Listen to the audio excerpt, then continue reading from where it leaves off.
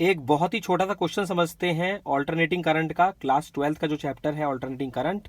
इसमें देखते हैं कि अगर आपसे एग्जाम में पूछा जाता है कि क्या एडवांटेजेस हैं ऑल्टरनेटिंग करंट के ओवर डायरेक्ट करंट के। करंट दो तरीके का होता है बच्चों, एक तो ऑल्टरनेटिंग करंट होता है और एक डायरेक्ट करंट होता है।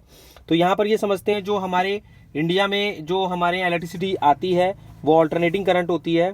क्यों ऑल्टरनेटिंग करंट जो है बेनिफिशियल होती है डायरेक्ट करंट से, तो यहाँ पर हम पढ़ सकते हैं 3 पॉइंट्स में।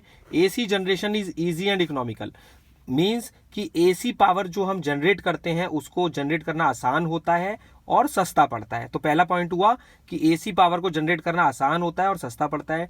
दूसरा पॉइंट हम पढ़ते हैं, it can be easily converted into DC with the help of rectifier, कि मीन्स अगर हमारे पास एसी पावर है तो हम उसको इजीली डीसी पावर में कन्वर्ट कर सकते हैं। किसकी हेल्प से?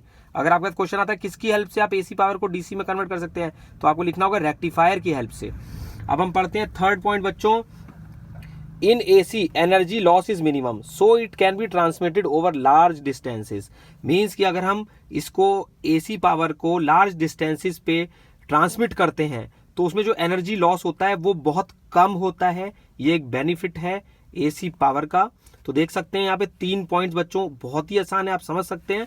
अब आगे बढ़ते हैं कि इसके डिसएडवांटेजेस क्या है। मीन्स कि डीसी के ओवर एसी के ऑल्टरनेटिंग करंट के क्या डिसएडवांटेजेस हैं।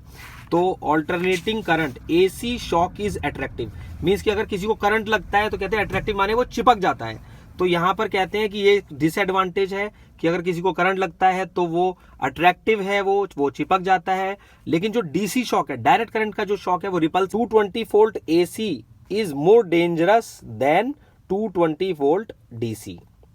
तो यहां पे हम पढ़ सकते हैं कि जो 220 वोल्ट एसी है वो ज्यादा डेंजरस है बजाय 220 वोल्ट डीसी के, क्योंकि 220 वोल्ट एसी यहां पर हम देखते हैं अट्रैक्टिव होती है और डीसी जो है रिपल्सिव होती है। सेकंड पॉइंट पढ़ते हैं, AC can not be used in electroplating process because here constant current with constant polarity is needed which is given by DC.